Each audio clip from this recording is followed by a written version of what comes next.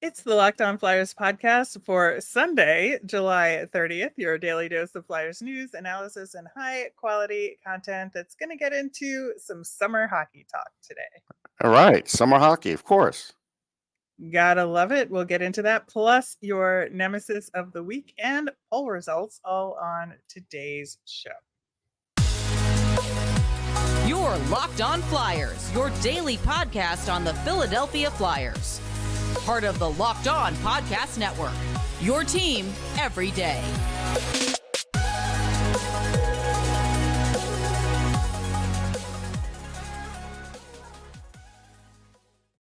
Hey there. Thanks for making Locked On Flyers your first listen every day. I am Rachel Donner. You can find me on the app formerly known as Twitter at rmiriam. I'm here as always with Russ Cohen, who's on all your favorite social media apps at Sportsology. We are on Instagram and Threads at Locked On Flyers as well. You can subscribe or follow us for free over on YouTube. We're on the SiriusXM app. Anywhere you listen to podcasts, you'll get our latest episode as soon as it's available here on the Locked On Podcast Network, your team every day. Just throwing it out there. We were supposed to have an episode on Friday, didn't work for technical reasons. So we're giving you some of that same content today, just so you don't miss anything. And it was really good, I got to say. So, but it's new to you. It's new to you. So that's all that matters. And then we'll have another episode drop late on Monday for you, so we won't miss a beat. What is missing right now is a Morgan Frost contract, Russ. Yeah, I just think they must be haggling, and they really probably nobody's in a rush yet. So I think they're kind of like letting it sit, like, hey, we'll do 4 years at this. All right, we'll think about it. Then, hey, what if it's at 5? What would you do? And, well, what if it's a bridge? What would you do? And, they're just kind of, poking along here.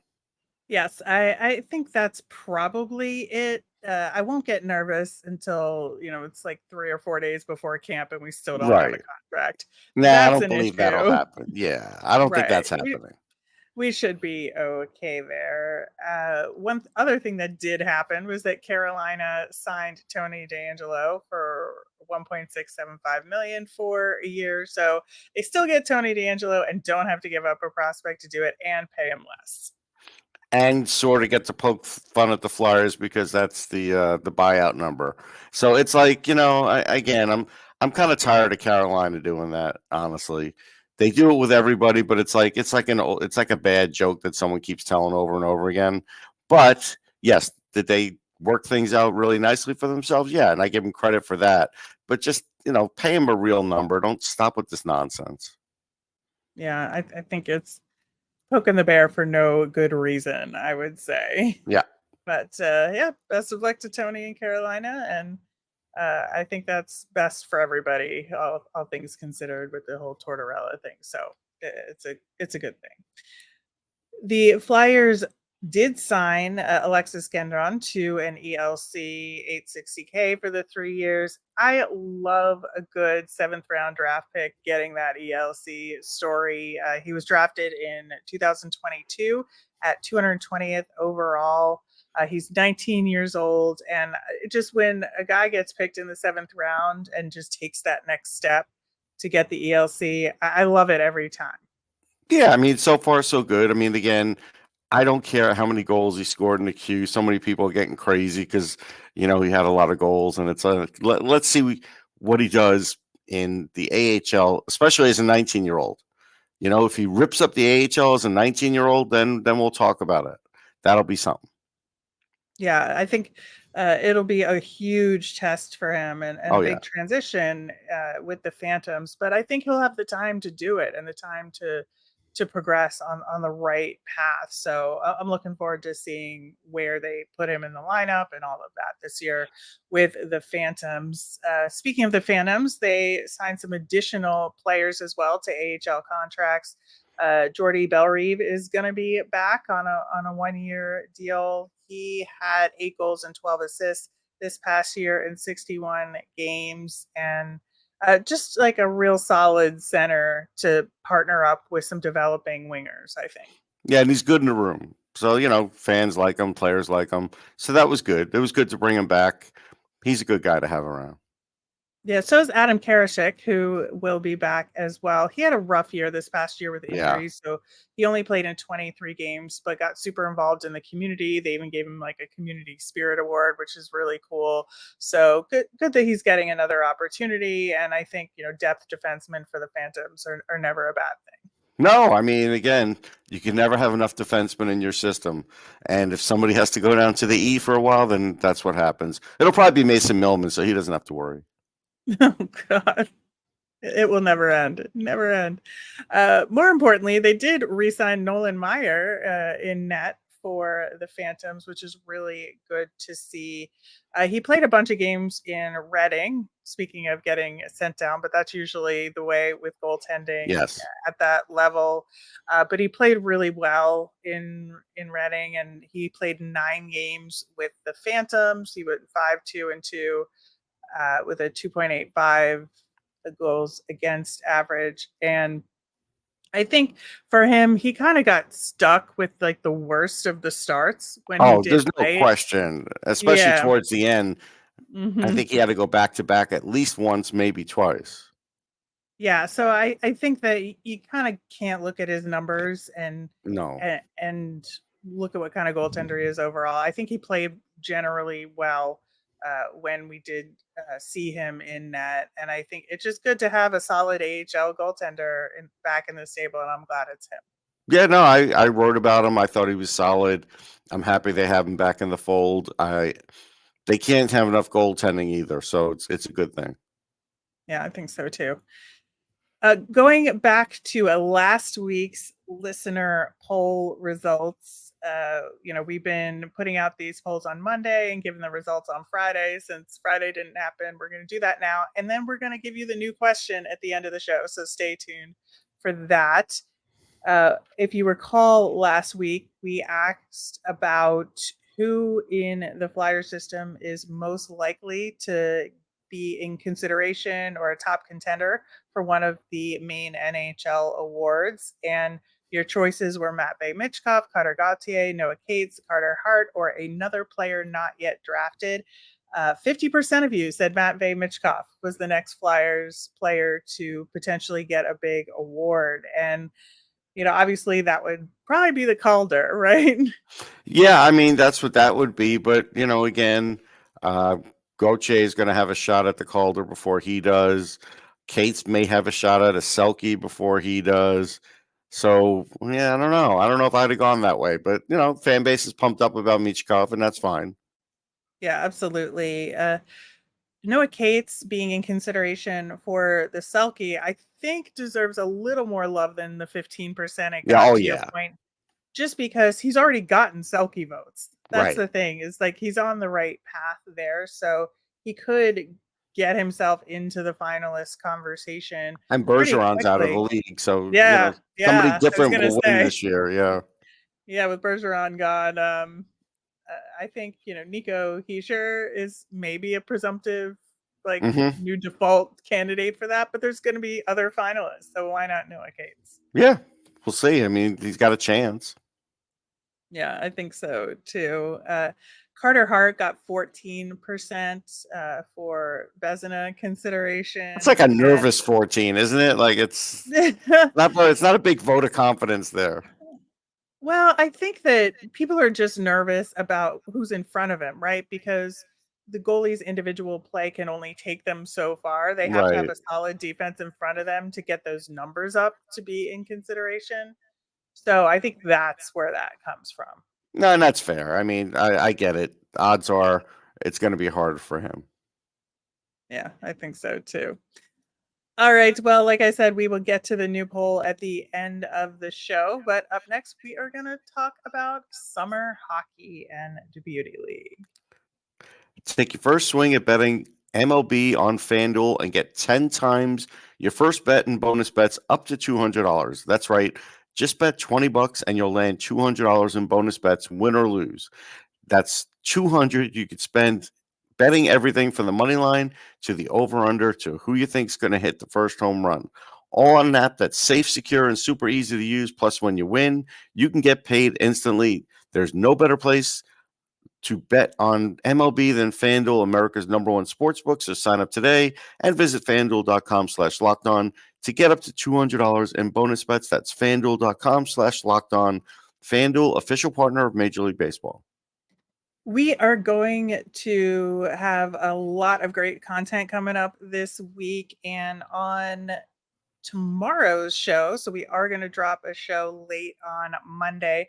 We're actually going to be talking to the Locked On Red Wings guys about the Yzer plan and how it's going and how that could compare to what Danny Briere is trying to do here in Philadelphia, what lessons that he can learn. And, is this a good model to emulate? So really good questions there. Yeah, I can't wait for that. That'll be great. Talking about summer hockey, I think one question that's come up for me recently, because I've seen a lot of, NBA Summer League and, we're already talking about football with summer camps and all of that. I was wondering, do you think the NHL could pull off an official summer league like the NBA does? I think they could. I think they'd have to localize it maybe to one rink. I think maybe the Lemieux complex in Pittsburgh's a good place because they have multiple sheets, one area. They could fit in some fans. They've got concessions there, good parking. I think that's a good location. So I think if you did it there, you get a pretty good showing. The only thing is that it's up to the PA, and if players do it because they're playing in this league, now all of a sudden you got to be insured. Once the summer bell rings, they don't care what they do in other leagues, but this is still an NHL thing, so that might be the complication. Yeah, I think it's something that's worth talking about for the next CBA. And you can kind of probably lump it in with the discussions on, the World Hockey Competition or whatever, the pseudo Olympic hockey competition that the NHL wants The World to put Cup, on. yeah. World Cup. So it's a similar kind of situation, right? Where it's outside of the conference of the league. Because you would make up teams. You it wouldn't be a required thing. It would be optional for players. And I think that, it's a good idea. And I think it could bring more fans in and makes you think about the NHL in the off season in a way that they haven't done before. And so I definitely think it's something they should consider. One thing that I think they would have to do from a rules perspective, which is similar to what the Beauty League does, which is what we're going to talk about here with some of the Flyers involved, is it's obviously got to be non-contact, right? Right. It's got to be a no-checking league in order to make sure there's less of a chance of injury happening. Yeah, no question. No checking, that's fine because guys do skate in the summer and they would run the same risk skating this way or just kind of goofing around with their friends. So, yep, I'm on board with that. Yeah, so I think the Beauty League that is in Minnesota, it's been around since 2015, is a good model to look off of. Maybe not as far as the length of it. This goes on for several weeks, whereas I think the NHL should just do weekend mini tournament competitions.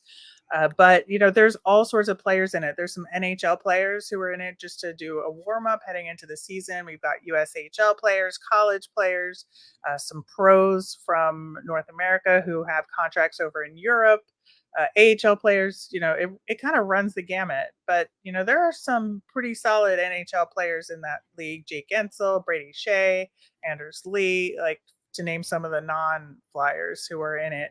And they'd give some money to charity as part of it. So it's a really fun summer league of hockey they've got. Yeah, they all go fishing after. They play Feeling, Minnesota during the break at halftime because it's a little different. Yeah, I think it's fun. It's a mostly offensive league, and that's good. They have some fun rules. It's one of those things where you get to see some of the guys you like for a little extra. And how's that ever bad? Yeah, and they do have some really fun rules. It's 4-on-4 hockey, and the benches are really short because everybody wants to get that ice time. So with 4-on-4 hockey, they've got 6 forwards, 5 defensemen, and a goaltender out there at once. Their rosters are bigger because some guys can make it to some games and not other games, so it kind of rotates who's in and out. But I do think that makes it really fun. So you see the guys out there quite a bit during these games. And the games are also run in halves, not periods. There's a runtime, 23 minutes. So each game goes real quick. And then they have this really fun sponsorship deal with a local pizza joint called like the 2-minute hot puck. And so a team can say, yeah, we want to use our 2-minute hot puck period. And instead of a penalty, it's like every goal scored during those 2 minutes of runtime, you get double the points for it, which Yeah, I is like really that. kind of fun. I like the idea. I don't know if the pizza's any good. I mean, probably not. Chances are it's not. But I like the idea of the rule. Oh, I'm sorry, Rachel. Are you going to say there's great pizza in every No, I state? don't. Okay. I cannot speak to this pizza quality. No, I can't either. So we'll see. Yeah, but it is a really fun league with these nice, twists to the game. And like I said, the games go real fast, so they can stack up 3 games in a session Yeah, one that's night.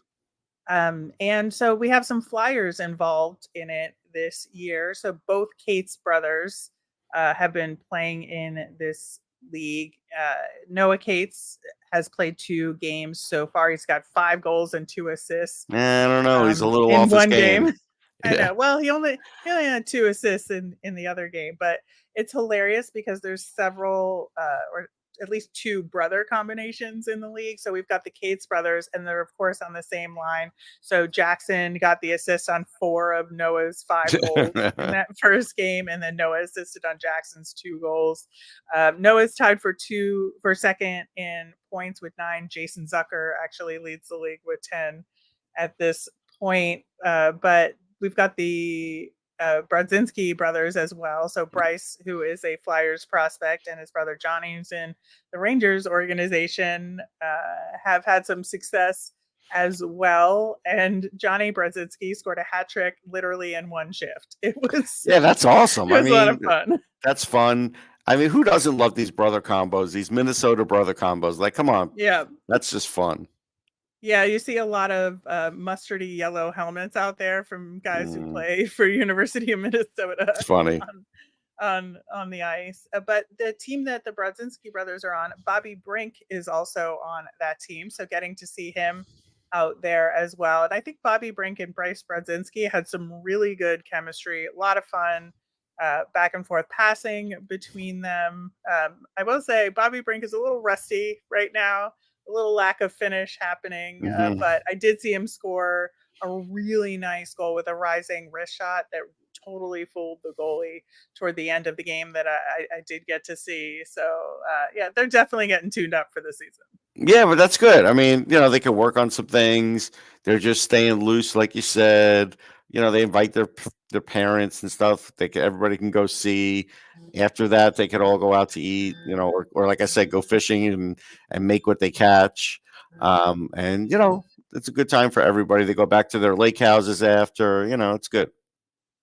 Yeah, and brand new Flyer Ryan Paling is also in the Beauty League and is on a different team. And man, I felt bad for him in the one game I watched because it felt like his speed was too much for some of his teammates, and so he was kind of like he would skate down with the puck and be waiting for everybody to catch Yeah. up to him to have somebody to dish it off to. But they did catch up in that game, so I think that I think he looked real good. I think he looked like he had some really smart decisions out there again, Hmm. especially because he was kind of waiting around for a little bit. So really good puck control, and I'm looking forward to seeing what he can do for the Flyers. Yeah, no, he's got a good hockey IQ. I don't worry about Ryan Paling in that regard. So yeah, so the league continues to run for the rest of the summer. If you go to their website, they've got games on Mondays and Wednesdays. Like I said, they stack them up 3 games in a row. The next games are on Monday, so you can check it out there and maybe get a chance to see some of the Flyers in summer hockey action. That's good. Go see it if you can. All right, we will have our new summer poll question and our Nemesis of the week coming up next. Russ, we had a really good question last week with some interesting results that we talked about earlier in the show. This upcoming week, we want to know what your biggest priorities are for the Flyers heading into this season. So your choices are going to be the defense playing well, goaltending success, special teams improvement, scoring increasing, and prospect development. So what is Yes. your biggest? It's Yeah, I all of mean, those. it's all of these, but like if you had to pick one, I'd say prospect development. Like that's my biggest one. yeah, I think in the big picture, that's it. But in terms of this year, I might say special teams improvement That's because fair. it was such a big issue this past year. But we want to know what you think. So answer that poll. It'll be a separate post on the YouTube channel. So take a look over there and give us your feedback. And if it's something else for you, comment that over there as well. Moving over into our Nemesis of the Week conversation. Last week, we talked a little bit about the winning is good versus bad discourse. And I think that it's something that can be really exhausting, right? Where Mm-hmm. with a team in a rebuild, you're looking to get the best possible draft pick going into next year's draft. And the more you win, your chances go down. And I think we talked a lot about that this past year. And a lot of people, I think, would have liked to have had a higher selection than 7th overall going into the draft. I think it turned out fine. I think we got a really good Yeah, I mean, it option. worked out.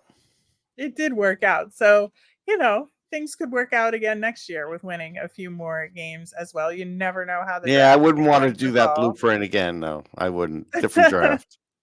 Well, that's why I think the discourse leaves a lot to be desired because winning is also fun and winning is important for guys, right? Yeah, I mean, it depends how you do it. If games are close and you're just losing some tough ones, that's okay. You could still learn. There's a lot to learn from that. So there's a line to tread there for sure. Yeah, I think so as well. But for this week, I think that, all of this talk about the beauty league and potential summer leagues. Now I'm like actually really sad that we don't have an official summer league out Yeah. there. And I think that that's sort of my nemesis that I'm really missing hockey. I know there's like the Holinka Cup stuff happening. So there's like a little bit of like U17 Yeah. hockey out there, but like really good, solid, NHL level hockey. It just makes me want to have an official summer league more. It makes me want the World Cup to happen even more and have that be in the late off season, like in Hmm. August, as a tune up for the season. And having gone to it when it was up in Toronto, it was some of the most fun hockey I've seen in person. And give us summer hockey, NHL. Yeah. No, I like it. Mine's pretty massive. Mine is, since I was at 3 different ballparks over the last few days. The lack of brown mustard at these ballparks is appalling. Yellow mustard Like, is this is going to be food oriented or transportation oriented. Which one? the lack of yellow mustard, the lack of brown mustard at ballparks is appalling. Yellow mustard is garbage. At least have both if you want. But if the problem is you go to the Midwest and it's like, it's like brown mustard doesn't exist. At least in the Northeast, if you're in Philly or New York, I'm pretty sure Boston does it too. You have that. But I'm telling you, brown mustard is so much better. Like it's not even close. And you just walk in there and it's just sad because some of these, like I'll get a veggie dog and I don't eat regular hot dogs, but I don't want it with yellow mustard. And it's like your only choice. And then there's a team called the Chicago Dogs. So their big joke is you don't put ketchup on hot dogs. And I don't disagree with that, although my dad did. And we used to kind of look at them sideways. But back in the days when I did eat regular hot dogs. So I get that. But then at least have brown mustard. Like you're a hot dog ballpark. Like it's not complete. Not everybody wants just that yellow stuff. Well, as a person who puts ketchup on hot dogs, Oh, I will say though, like I personally don't like mustard, and I've never liked mustard my entire life. But I do understand, like, it's not like some people like it and some people don't. I don't think it's necessarily gross. I just personally don't like it. So Okay. have all the mustard you want out there.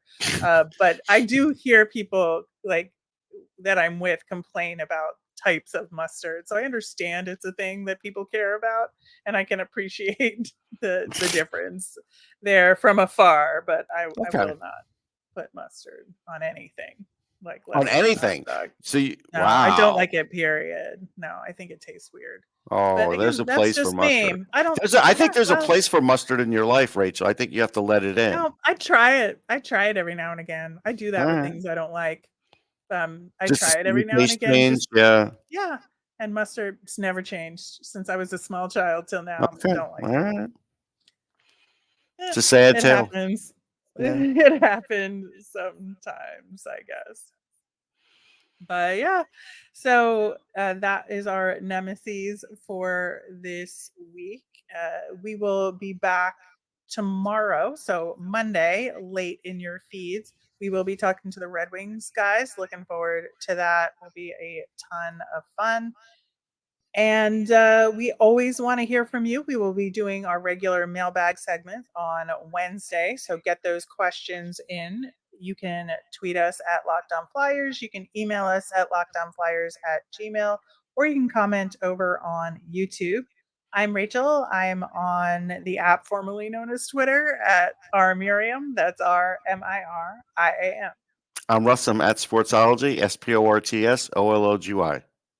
Have a great Sunday, everyone.